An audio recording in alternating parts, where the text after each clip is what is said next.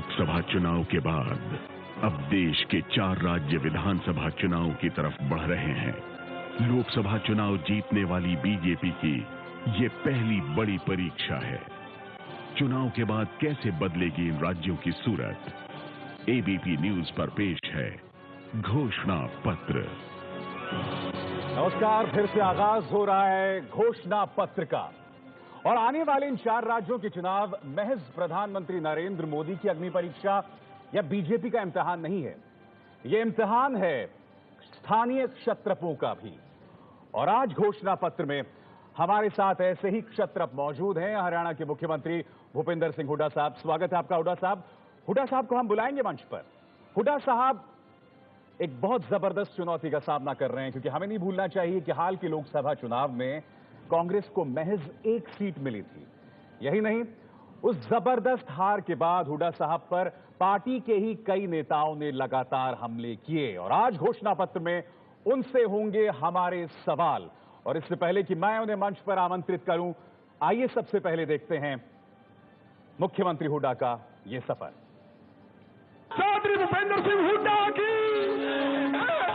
खुश हो रे नर नार आज हरियाणे में। भूपेंद्र सिंह हुड्डा हरियाणा में कांग्रेस का सबसे बड़ा चेहरा, 10 साल से हरियाणा के मुख्यमंत्री और आने वाले चुनाव में भी सीएम की कुर्सी के दावेदार। और भाई देसी भाषा में कह दूं, सही साटू सी बिछा दी भाई। 66 साल के हुड्डा को राजनीति विरासत में मिली। पिता चौधरी रणवीर सिंह मशहूर स्वतंत्रता सेनानी थे। रोहतक में जन्मे हुड्डा की पढ़ाई लिखाई हरियाणा, पंजाब, गुजरात और दिल्ली में हुई। भूपेंद्र सिंह हुड्डा ने कानून की डिग्री भी हासिल की। हुड्डा 4 बार लोकसभा के सदस्य बने। 2005 में पहली बार हरियाणा के मुख्यमंत्री बने। 2009 में हुड्डा लगातार दूसरी बार मुख्यमंत्री बने। कांग्रेस के ब्लॉक स्तर के पदाधिकारी से राजनीतिक करियर शुरू करने वाले हुड्डा संगठन में कई पदों पर रहे। 1992 से Hooda all India Congress committee के सदस्य हैं। भूपेंद्र सिंह हुड्डा कई सामाजिक संस्थाओं और शिक्षा संस्थाओं से भी जुड़े हुए हैं और क्रिकेट, टेनिस और बैडमिंटन के शौकीन हैं। हरियाणा को नंबर 1 बनाने का दावा करने वाले हुड्डा का इस समय एक ही मिशन है, कांग्रेस को तीसरी बार हरियाणा में सत्ता दिलाना।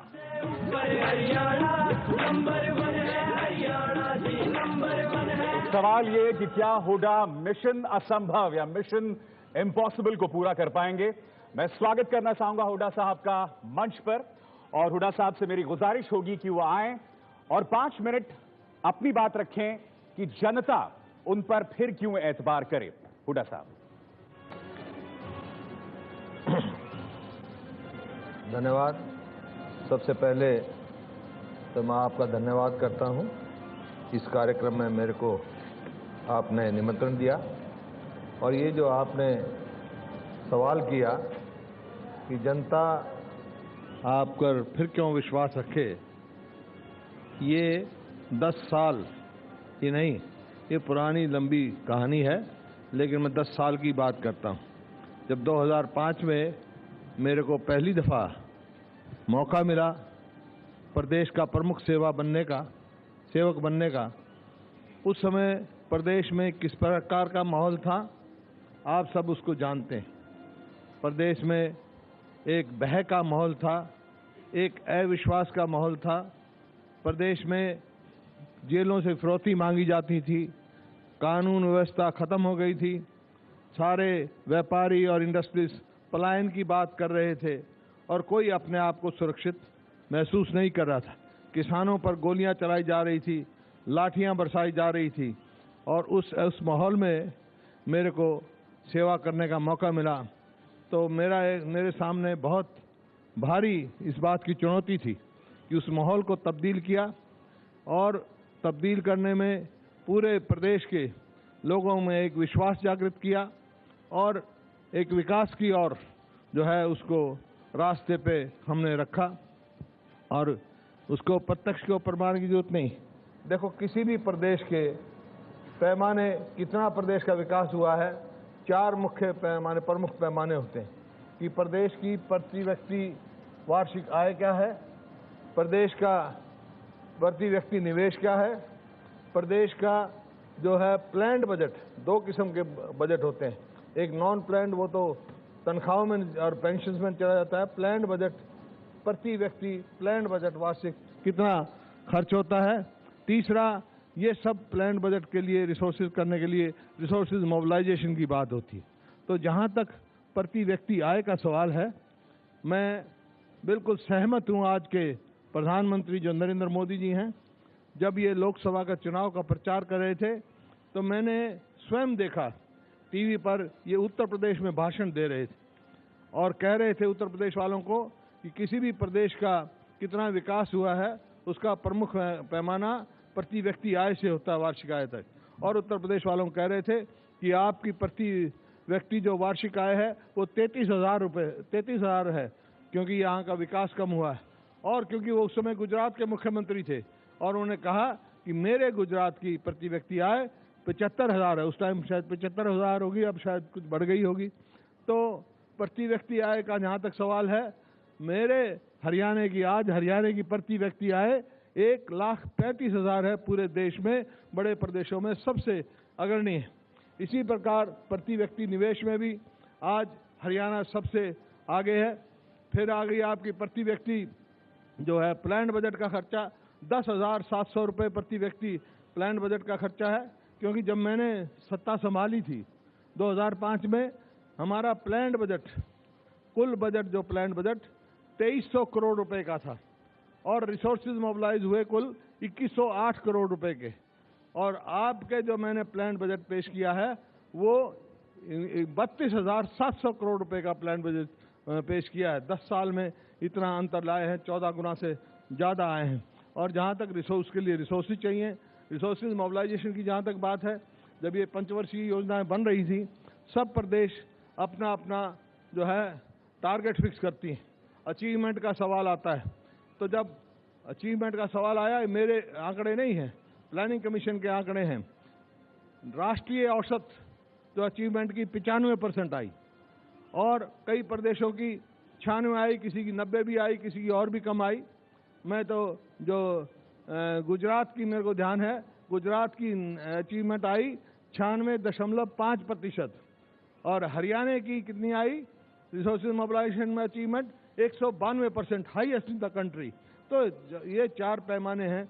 और आज प्रदेश में जो माहौल हुआ है, एक सुरक्षा का माहौल दिया है, क्योंकि हमारा एक ही कार्य था, अपने प्रदेश को खुशहाल बनाना है, सुरक्षित बनाना है, स्वस्थ बनाना है और उसका विकास करना है, विकसित करना है। विकसित, सुरक्षित, स्वस्थ हरियाणा है।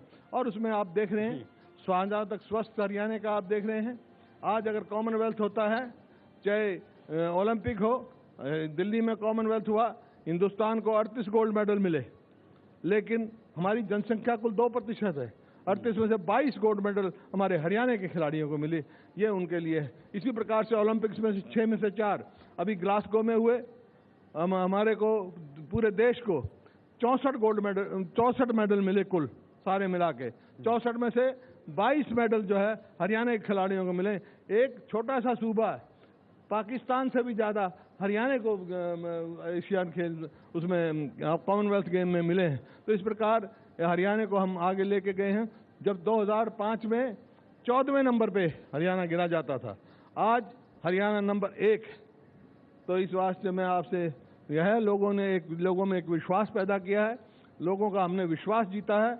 और यही कारण है 2005 में हमने जब ये प्रदेश को संभाला तो ये पहली दफा 1972 के बाद पहली दफा हुआ कि कांग्रेस पार्टी या वही पार्टी दोबारा जिसने सरकार बनाई, 2005 में हमारी सरकार बनी, 2009 में बनी और अब आज कह के जा रहा हूँ तीसरी बार भी हरियाणा में कांग्रेस पार्टी की सरकार बनने जा रही है। बहुत बहुत शुक्रिया हुड्डा साहब, आप आए, स्थान ग्रहण करें, इस माइक को लें। तो मैंने महसूस किया कि गुजरात प्रेम अब तक गया नहीं, क्योंकि गुजरात वाले तो दिल्ली पहुंच गए हैं। बहरहाल आइए कार्यक्रम का आगाज करते हैं और पहला सवाल एबीपी न्यूज का, और सवाल ये कि क्या ये चुनाव हारा हुआ है मुख्यमंत्री हुड्डा के लिए?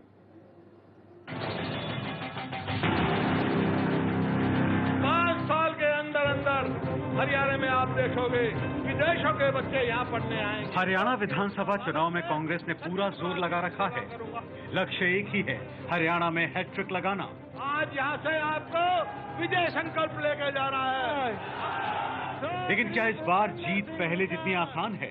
लोकसभा चुनाव में मोदी लहर के सामने मुख्यमंत्री भूपिंदर सिंह हुड्डा सिर्फ अपने बेटे दीपेंद्र हुड्डा की सीट बचा सके। 10 लोकसभा सीट में से बीजेपी को 7 सीट, चौटाला की पार्टी आईएनएलडी को 2 और कांग्रेस को सिर्फ 1 सीट ही मिल पाई। लोकसभा चुनाव के बाद बीजेपी और बिश्नोई की पार्टी एचजेसी का गठबंधन टूट चुका है।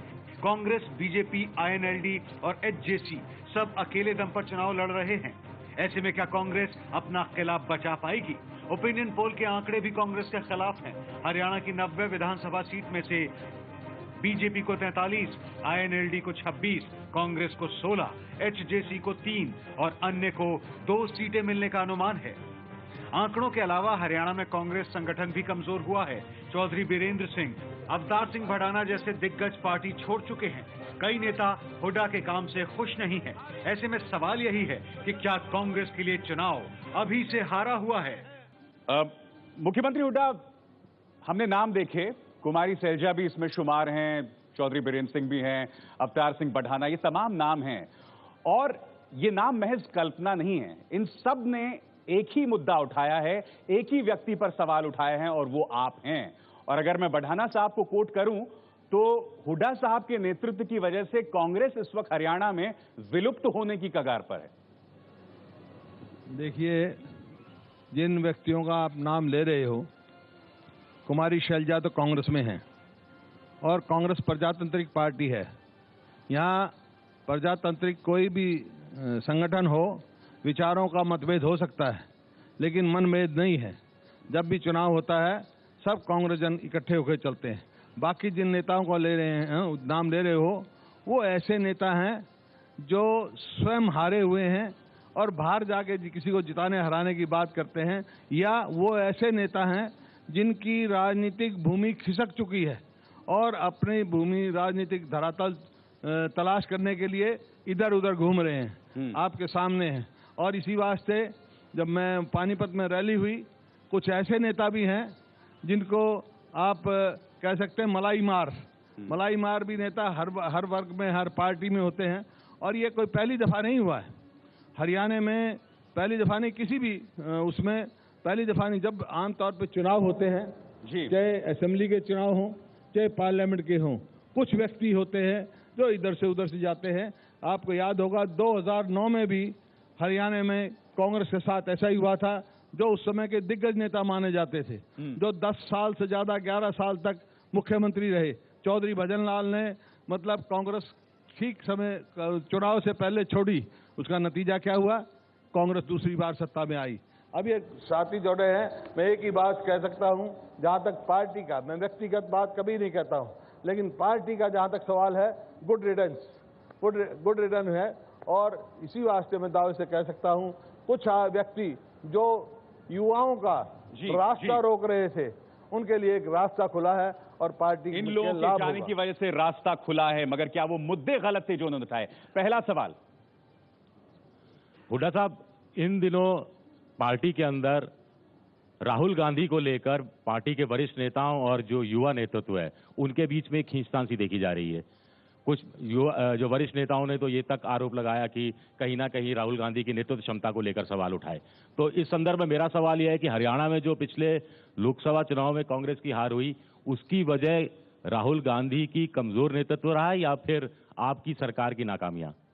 ऐसा है, ये कोई नतीजा खाली हरियाणा में नहीं हुआ, जो लोकसभा का चुनाव हुआ, और ये बात ठीक है, जो हमारे को उम्मीद थी कांग्रेस पार्टी को, वैसे नतीजे नहीं आए। और इसके बाद जब नतीजे आने के बाद मैंने स्वयं ये कारण जानना चाहा कि भाई क्या कारण हुआ। मान लो हरियाणा ही लो आप, अभी मैं देख रहा था, उन्होंने कहा कि भाई 1 सीट कांग्रेस की आई। ये सीट ऐसी सीट है, जब मैं मुख्यमंत्री नहीं था, जब भी 4 बार इसी सीट से मैं बना था, मेरे पिताजी भी इसी सीट से जीते थे, सांसद रहे। 10 लोकसभा के चुनाव लड़े हैं हमने इसी सीट से, मेरे परिवार ने, उसमें से 9 हम जीते हैं। लेकिन मैं जो बता रहा था आपको, 99 में जो आप कह रहे हो 1 सीट आई, 99 में 99 में 10 की 10 सीट कांग्रेस पार्टी हारी थी। मैं भी रोहतक से चुनाव लड़ा था, मैं भी भारी वोटों से हारा था। लेकिन 3 महीने के बाद ठीक विधानसभा के चुनाव थे, जब जिन सीटों में आ रहे थे 22 सीट जो है कांग्रेस पार्टी की आई। तो मैंने कारण जानने की बता रहा था, कारण जाना तो एक ही कारण निकला, जो देश में बहुमत आया है पार्टी का, भारतीय जनता पार्टी का, लोगों ने ये बहुमत किसी पार्टी की नीति पर और उसकी पॉलिसी और प्रोग्राम पे नहीं दी है, नीतियों पे नहीं दिया। ये बहुमत आया है एक व्यक्ति विशेष के हित में, एक माहौल बनाया, एक इस किस्म के हालात पैदा किए गए या देश में एक माहौल बन गया, खास तौर पे उत्तर भारत में, कि एक व्यक्ति विशेष जो है अगर वो सत्ता में आ गए तो उनके हाथ में जादू की छड़ी है और वो बनते ही सारी समस्याओं का समाधान कर देंगे। जो नहीं मेरी बात सुनिए, मेरी बात सुनिए आप, लेट मी स्पीक। जो बात का है कारण मैं आपको बताऊंगा, जो असलियत है ये सारी समस्याओं का समाधान कर देंगे। क्योंकि लोकसभा चुनाव में एक मुख्य कारण जो था लोगों का ये सोचना, वो महंगाई भी था, महंगाई था। लेकिन हुआ क्या, 3 महीने कि में केंद्र की सरकार बने हो गई भारतीय जनता पार्टी की, क्या क्या क्या हुआ? ये बात ठीक है कि 3 महीना कोई ज्यादा लंबा पीरियड नहीं होता किसी सरकार के ऊपर भी, अगर आप जजमेंट पास करें, लेकिन पूत के पांव पालने में पहचाने जाते हैं। पहला फैसला क्या किया, डीजल का भाव बढ़ा दिया, क्योंकि लोकसभा के चुनाव में तो कह रहे थे डीजल का भाव 40 रुपए लीटर हो जाएगा, आम आदमी इनका वो नेता कह रहा था। फिर दूसरा क्या किया, रेल का भाड़ा बढ़ा दिया, जो इतना कभी भी नहीं बढ़ा। इसका मतलब क्या हुआ, रेल का भाड़ा बढ़ा तो कोयले की कीमत बढ़ेगी, कोयले की कीमत बढ़ेगी तो बिजली की बढ़ेगी। फिर चीनी की बढ़ा दी, अब कुकिंग गैस के ऊपर 10 रुपया प्रति जो सिलेंडर फैसला करके रख दिया कि चुनाव के बाद करेंगे। मतलब क्या, मतलब महंगाई को रोकने के लिए, महंगाई को खत्म करने के लिए जो एक मुद्दा था, उसके लिए कोई कदम नहीं उठाया गया। मैं इस बात से मैं भी इस बात से मान जाऊंगा, अगर ये जिस दिन कांग्रेस सत्ता से बाहर गई, उस दिन जो आलू का भाव था, जो प्याज का भाव था, जो टमाटर का भाव था, वही भाव आज अगर मार्केट में आ जाए तो मैं भी मान लूंगा भाई यहाँ कुछ कदम महंगाई को रोकने की है। मुझे ऐसा लग रहा है कि अभी महंगाई एक ऐसी चीज है, और ये नहीं, आप पेस्टिसाइड कीमत की डबल हो गई है। ये जो नीति जिस और देश को ले जा रहे हैं, आने वाले समय में देखें सबसे बड़ी मार देश के किसान पर, गरीब आदमी पर और मध्यवर्गीय लोगों पर पड़ने वाली है। तो ये आपके सामने है। तो ये एक व्यक्ति विशेष की बात थी। चलिए, मगर मुझे ऐसा लग रहा है वो व्यक्ति विशेष आप पर भी बहुत हावी है। मेरी बात सुनिए, मैं चलिए अगला सवाल लेता हूँ। हुड्डा साहब, सवाल नहीं, मैं कंप्लीट में तो मैं जो कहा था कारण, जो मैं इस पर पहुंचा हूँ, क्योंकि मैंने राजनीति में, मैं एक राजनीतिक परिवार में पैदा हुआ हूँ। मेरे दादा भी थे, पिताजी नहीं, मेरे दादा भी बड़े भारी नेता थे, और मेरे पिताजी जो 7 विभिन्न सदनों के सदस्य रहे, दुनिया में कोई नहीं रहा। और मैंने आंखें खोल 15 दिन का मैं दिल्ली आ गया था, 15 दिन का था केवल, यहाँ विंडसर प्लेस पे आ गया था। तो मैंने अपने संस्कारों में 3 बात सीखी अपने बुजुर्गों से राजनीति में। उनके क्या, कि लोगों की दिल की भावना समझो, लोगों के चेहरे पढ़ो, लोगों से नजरों में नजर मिला के बात करो। तो इन तीन मेरे तजुर्बे हैं। मैं लोकसभा चुनाव के बाद हरियाणा में 65 जो जनसभाएं कर चुका, जिसका एक जनसभा का आप भी दिखा रहे थे पानीपत में। मैं अपने राजनीतिक आधार पे कह सकता हूं, जो समर्थन, जो सहयोग हमारे को मिल रहा है आज हरियाणा में, उसके आधार पे मैं कह सकता हूं, अपने तजुर्बे के आधार पे, तीसरी बार फिर कांग्रेस की हम सरकार कार्यक्रम को आगे बढ़ाते हैं। सच तो ये है कि कांग्रेस उन तीनों ही पैमानों पे फेलियर साबित हुई है। यही वजह है कि लोकसभा में आपका यह हुआ। मैं अगला सवाल लेता हूं। मैं तो बता दिया। हुड्डा साहब, अपना नाम बता। आप ऐसे नहीं, हुड्डा साहब मेरा नाम, ऐसे नहीं कह सकते। अगला सवाल ले लूँ। हुड्डा साहब मेरा नाम सिद्धार्थ मिश्रा है। कांग्रेस जो है एक सपना दिखाया गया, वो लोगों का सपना टूट गया, और जो आशाएं बनी थी, जो आकांक्षाएं थी इस सरकार से, वो निराशा में बदल रही है। इसी बात मैं कह रहा हूँ, तीसरी बार हरियाणा में कांग्रेस पार्टी की सरकार हुड्डा साहब आएगी। मेरा नाम सिद्धार्थ मिश्रा है, मिलेनियम पोस्ट अखबार से हूँ। है जी, मिलेनियम पोस्ट अखबार से हूँ। कौन से अखबार से? Millennium post. अच्छा जी। हुड्डा साहब कहा जाता है, मैं कहा जाता है मैं तो अकेला चला था, लोग मिलते गए, कारवां बनता गया। जब आप चले थे तो कांग्रेस का बड़ा भरा पूरा कारवां था, और लोग छूटते गए, बिछड़ते गए, और आज की तारीख में आप अकेले रह गए। इसके बावजूद पार्टी ने आपको हरियाणा का मुख्यमंत्री बना रखा है। आप में ये क्या खास बात है, कौन सी खास बात है कि कांग्रेस की जो प्रथम फैमिली है उसका आपके प्रति इतना प्रेम है? मैं कांग्रेस में आज नहीं हूं, मेरा दादा भी कांग्रेस में था। 1923 में जो चुनाव लड़े थे वो जिला कांग्रेस के प्रधान थे। महात्मा गांधी अगर रोहतक आए 1919 में तो जो 25,000 आदमी की जनसंख्या थी उसको प्रिजाइड किया था।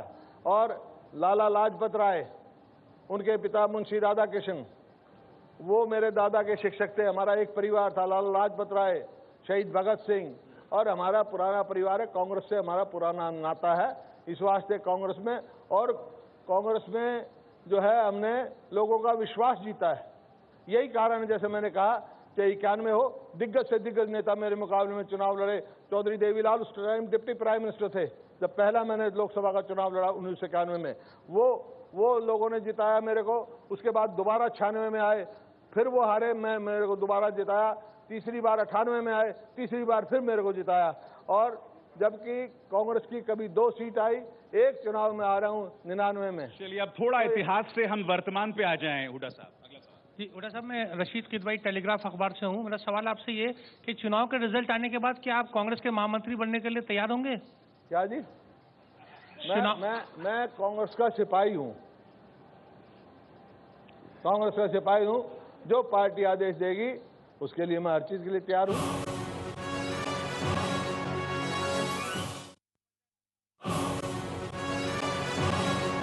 हुड्डा साहब, मैं विनोद अग्निहोत्री, अमर उजाला अखबार से हूं। आपने बार बार एक व्यक्ति का जिक्र किया, नरेंद्र मोदी का। नरेंद्र मोदी का जिक्र किया कि उनकी लहर से लोकसभा नहीं किया, मैंने एक बार किया है। मतलब कहा कि उनकी वजह से ही लोकसभा में उत्तर भारत में परिणाम आए, असलियत बयान की है। हाँ, अब वही प्रधानमंत्री नरेंद्र मोदी की ये अग्नि परीक्षा हरियाणा और महाराष्ट्र इन चुनावों में फिर है, और वो हरियाणा में जाएंगे प्रचार के लिए, और अभी गए थे जिसमें आप भी थे, और उसमें बड़ी हूटिंग हुई थी उसको लेकर के। फिर अगले दिन आप नरेंद्र मोदी के साथ चाय पीने भी गए। तो चाय पीने के बाद मामला कुछ शांत हुआ है, या अभी आप उसको मुद्दा बनाएंगे उस सभा में जो आपके साथ व्यवहार हुआ था? हरियाणा अस्मिता का मुद्दा बदस्तूर बना हुआ है या वो चाय में?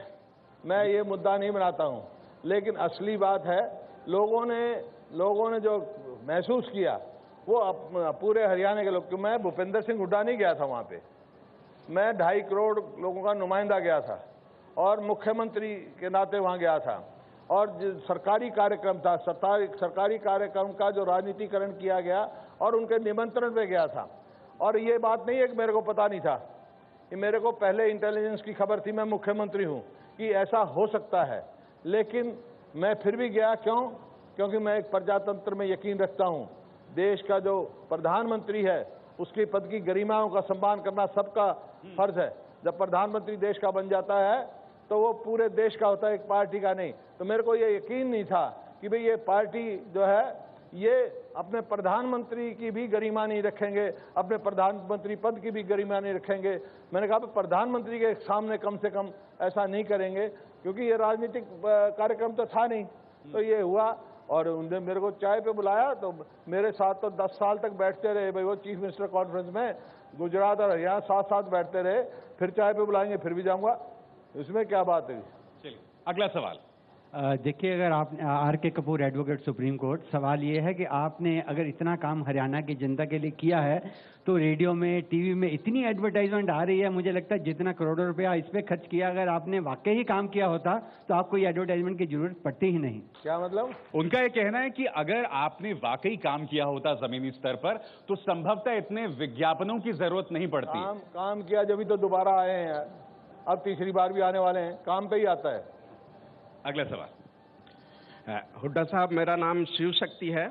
आपने जो ये कैंपेन चला रखा है नंबर 1 हरियाणा, ये पिछली विधानसभा चुनाव से पहले भी आपने चलाया था, और उस वक्त जनता ने इस कैंपेन को नकार दिया, आपको बहुमत तक नहीं दी। और इस बार संसद का ये जो लोकसभा का चुनाव हुआ है, इसमें भी आपकी पार्टी बुरी तरह हारी, किसी तरह से एक सीट आप बचा पाए। अब फिर से आप नंबर 1 हरियाणा का ये कैंपेन चला रही है, तो ये जनता ऐसा न कि रिएक्शन में पूरा सफाया ही कर दे कांग्रेस पार्टी का वहाँ हरियाणा। तो नंबर 1 ही रहेगा, और लोकसभा के चुनाव और विधानसभा के चुनाव में बहुत अंतर होता है। लोकसभा के मुद्दे और होते हैं, विधानसभा के मुद्दे और होते हैं। मैंने अभी बताया था ना आपको, 99 अक्टूबर में चुनाव हुए लोकसभा के, कांग्रेस का सफाया हुआ हरियाणा से, और 10 की 10 सीट हारे। मैं भी चुनाव हारा उस समय, और 3 महीने के बाद विधानसभा का चुनाव हुआ, 22 सीट आई हमारी। तो वहाँ विधानसभा के मुद्दे दूसरे होते हैं और यहाँ के मुद्दे दूसरे होते हैं। अगला सवाल। ये चुनाव विधानसभा का चुनाव है। विधानसभा में 2009 में भी आप लोगों का यही विचार था, हमारी सरकार बनी और आज भी कह के जा रहा हूँ तीसरी बार फिर हमारी सरकार बनेगी। चलिए अगला सवाल लेते हैं। हुड्डा साहब, मैं अनिल आर्य गुड़गांव से। आप कहते हैं कि जो लोग छोड़ के जा रहे हैं, चाहे विनोद शर्मा छोड़ के गए, चाहे अवतार भड़ाना छोड़ के गए या वीरेंद्र सिंह छोड़ के गए, कि ये लोग 10 साल तक मलाई मारते रहे। तो आप मुख्यमंत्री थे वहां पर, तो इन लोगों को मलाई क्यों मारने दिया आपने? और वो कौन सी मलाई है जिसका आप बार बार जिक्र करते हैं? मलाई मार मैंने कहा है, मलाई मार यही होता है, एक आदमी सांसद रहे, विधायक रहे, मंत्री रहे, और क्या मलाई होती है भाई? जिस पार्टी की वजह से जिसका अस्तित्व बना हो। अगला सवाल। मेरा नाम उषा ठाकुर है और मैं ये पूछना चाहती हूँ, आपने कहा आप सेवक हैं, तो जितने भी आपके हरियाणा में बिल्डिंग्स हैं, 50 लाख बिल्डिंग खड़ी हैं जो कि आम जनता की खरीद के बाहर है, तो आप हरियाणा के मुख्यमंत्री थे, तो क्यों नहीं आम जनता के लिए एक सस्ता साधारण मकान बनाए जिससे सबको छत नसीब हो? क्योंकि ये बिल्डर्स भी सुनते हैं कि आपके राजनीतिक दलों के ही थे लोग जो बिल्डर बन गए। ये सवाल है मेरा। नहीं, मेरे राज्य में नहीं, बिल्डर तो पहले से हैं, लेकिन आम जनता की बात है, आपको मालूम होना चाहिए 2 लाख मकान तो अभी हम बनवा रहे हैं जिसमें गरीब आदमी के, और अफोर्डेबल हाउसिंग पॉलिसी हमने बनाई है। मैं कह रहा हूँ सबसे पहले अफोर्डेबल हाउसिंग है, जो मध्यवर्गीय लोगों को फिक्स रेट है उस पर सस्ते मकान देने का। अब हम रुक करते हैं हमारे अगले बड़े सवाल का, और वो सवाल ऐसा है जो संभवतः मुख्यमंत्री हुड्डा की सबसे गंभीर चुनौती है। आखिर ईमानदार नौकरशाहों के साथ ऐसा बर्ताव क्यों, और आखिर भ्रष्टाचार के इतने गंभीर आरोप क्यों?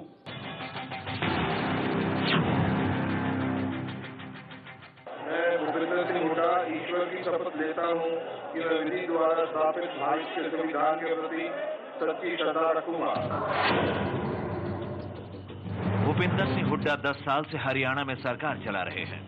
कई विवादों में वो घिरे, कई आरोप लगे, लेकिन सबसे बड़ा आरोप जो इस बार के चुनाव में मुद्दा बनकर छाया हुआ है वो ये, हुड्डा सरकार ने भ्रष्टाचार के खिलाफ कदम क्यों नहीं उठाए? भ्रष्टाचार के आरोप खुद मुख्यमंत्री हुड्डा पर भी लगे हैं। उन पर अपने करीबियों को फायदा पहुंचाने के लिए जमीन उपयोग बदलाव में धांधली के आरोप लगे। हुड्डा पर हरियाणा सिविल सर्विसेज SCS भर्ती में भी धांधली के आरोप लगे। अपने करीबियों को नौकरी दिलाने के आरोप लगे। विपक्षी पार्टियों का आरोप है कि हुड्डा ने जमीन घोटालों के जरिए हजारों करोड़ रुपए की संपत्ति बना ली है। हालांकि ये आरोप साबित नहीं हुए हैं। हुड्डा सरकार के कार्यकाल में ईमानदार अफसरों को भी प्रताड़ित करने के आरोप लगे हैं। रॉबर्ट वाड्रा जमीन डील की जांच करने वाले वरिष्ठ IAS अशोक खेमका का तबादला कर दिया गया। खेमका ने सीधे सीधे राज्य सरकार पर परेशान करने का आरोप लगाया। हरियाणा में आयोगों में नियुक्तियों में धांधली पर जब प्रशासनिक सुधार विभाग के सचिव प्रदीप कासनी ने आवाज उठाई तो उनका भी ट्रांसफर कर दिया गया। हरियाणा काडर के IFS संजीव चतुर्वेदी ने भी जब कई गड़बड़ियों का खुलासा किया तो उनका भी कई बार ट्रांसफर किया गया। सवाल है कि भ्रष्टाचार के सामने कमजोर क्यों पड़े मुख्यमंत्री हुड्डा?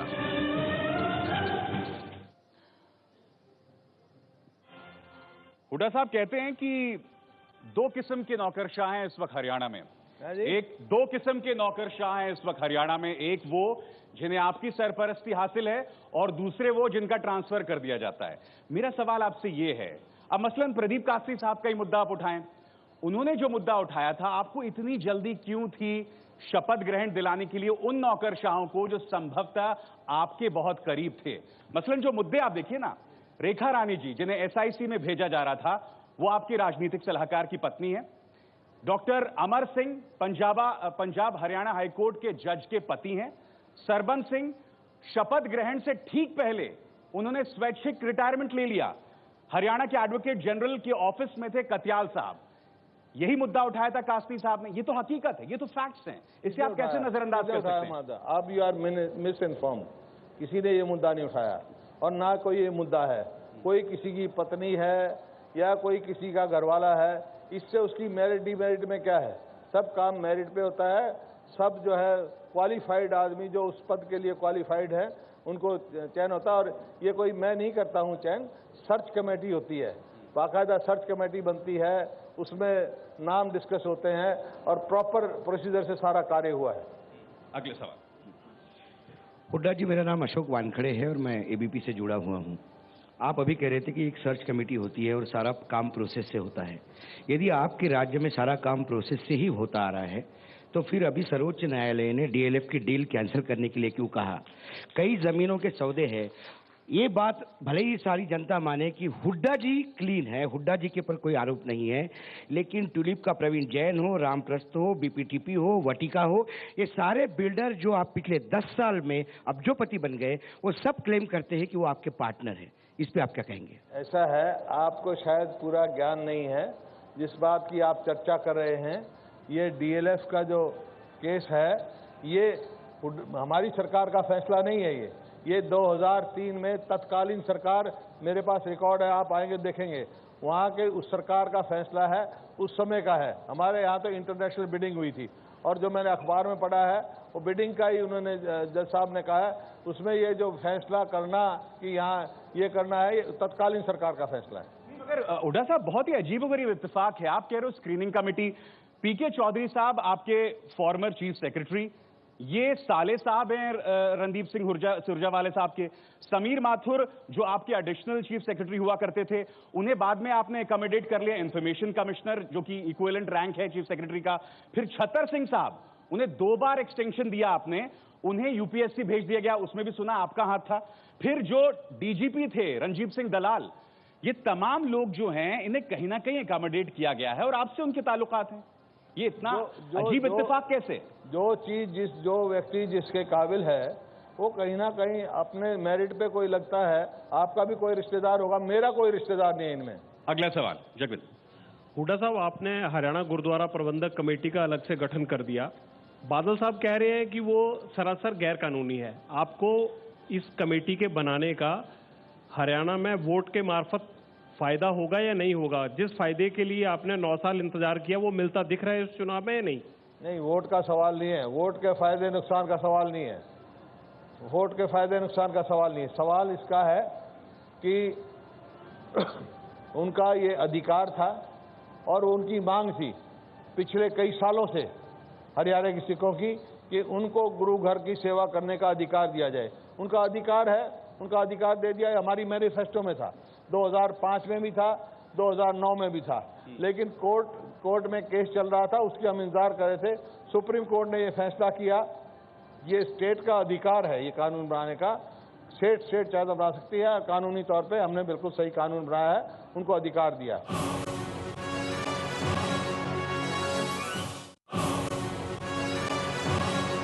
तरक्की हुई है और किस कीमत पे हुई है, क्योंकि ये कहा जा रहा है कि इस वक्त न सिर्फ मुख्यमंत्री हुड्डा का राज है, बल्कि हरियाणा के अंदर एक बिल्डर राज भी है।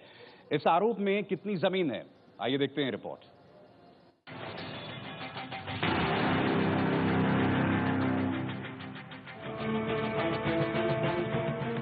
हरियाणा में भूपिंदर सिंह हुड्डा पर एक बड़ा आरोप ये भी है कि उनकी सरकार बिल्डर चला रहे हैं। गुड़गांव, फरीदाबाद, सोनीपत, रोहतक, भिवाड़ी में कई बड़े बिल्डरों के प्रोजेक्ट चल रहे हैं। मल्टी स्टोरी इमारतें बन रही हैं। यहां पिछले कुछ सालों में जमीन के दामों में बेतहाशा बढ़ोतरी हुई है। विपक्षी पार्टी आईएनएलडी का कहना है कि हुड्डा ने बिल्डरों को फायदा पहुंचाकर करोड़ों रुपए कमाए हैं। ताजा आरोप ये है कि सरकार ने मेट्रो कॉरिडोर के 500 मीटर के दायरे में फ्लोर एरिया रेशियो 1.75 से बढ़ाकर 3 कर बिल्डरों को मोटा फायदा पहुंचाया। आरोप है कि इस फैसले से अकेले गुड़गांव में ही एक बड़ी कंपनी को 25,000 करोड़ रुपए का फायदा हुआ। बुधवार को ही हाईकोर्ट ने डीएलएफ के मैग्नोलियाज प्रोजेक्ट के लिए 353 एकड़ जमीन देने के आदेश को रद्द किया है। आरोप है कि हुड्डा सरकार ने जनहित के लिए किसानों की जमीन लेकर उसे बिल्डर को सस्ते में बेच दिया।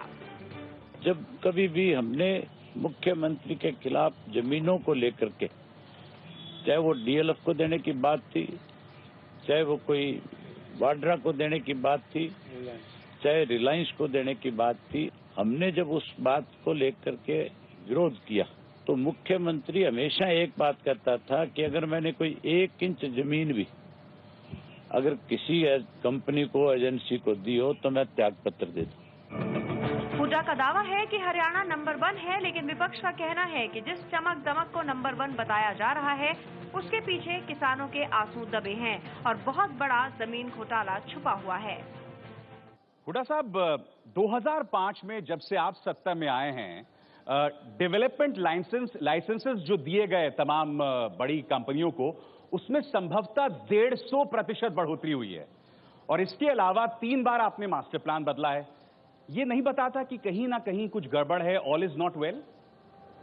देखिए, जो आप कह रहे हो 150% बढ़े हैं, ये क्या दर्शाता है? ये विकास है। मेरी बात सुनिए आप, ये जो ये कह रहे थे, आज भी मैं कह रहा हूं कि भूपेंद्र सिंह हुड्डा की सरकार बनने के बाद 1 इंच भी किसी को, बिल्डर को जमीन एक्वायर करके भूपेंद्र सिंह हुड्डा की सरकार ने नहीं दिया है। दे तो नाम बताएं। जो डीएलएफ की बात कर रहे हैं, मेरे पास, मैं अभी आपको 26 नहीं, ये 20/6/2003 का जो मुख्यमंत्री का ऑर्डर है, जो उनके समय में हुआ, वो पढ़ के सुनाता हूँ।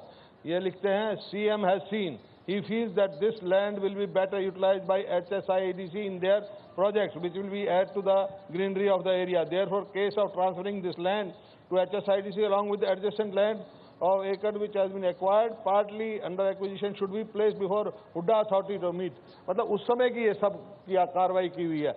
मेरा तो आज भी यही दावा है, अगर 1 इंच भी अगर ये कहें भाई किसी बिल्डर को मैंने एक्वायर करके दी है, तो मैं आप यहीं से अपना इस्तीफा देके चला जाऊंगा। Not even a single inch. आप एकड़ की और उसकी बात छोड़ो, टू बिल्डर। मेरा नाम नवल किशोर झा है, मैं सुप्रीम कोर्ट में एडवोकेट हूं। आपके ऊपर इतना सारा भ्रष्टाचार के आरोप लगे हैं, जो अभी मैं देख भी रहा हूं, और क्यों नहीं आप अपने पद से इस्तीफा दे करके कोई नए युग को, अपने बेटे को ही क्यों नहीं आगे बढ़ाकर उसको ये पद देते हैं? ऐसा है, मैंने ईमानदारी से काम ही किया है, मेरे ऊपर कोई भ्रष्टाचार का आरोप नहीं है। अब मैं आपको कुछ कह दूं बैठे बैठे, उसका क्या मतलब हुआ? ये सिर्फ विपक्ष का जो है झूठा प्रचार है। जो जिस प्रकार से विपक्ष के प्रचार में आप भी बह जाते हैं, मैं प्रचार ईमानदारी का नहीं करता हूं। मैं तो अपने काम से काम रखता हूं, ईमानदारी से काम किया, जब तो प्रदेश कहां से कहां पहुंचा है। आखिरी सवाल ले लेते हैं हुड्डा साहब। हुड्डा साहब नमस्कार, मेरा नाम दिबांग है।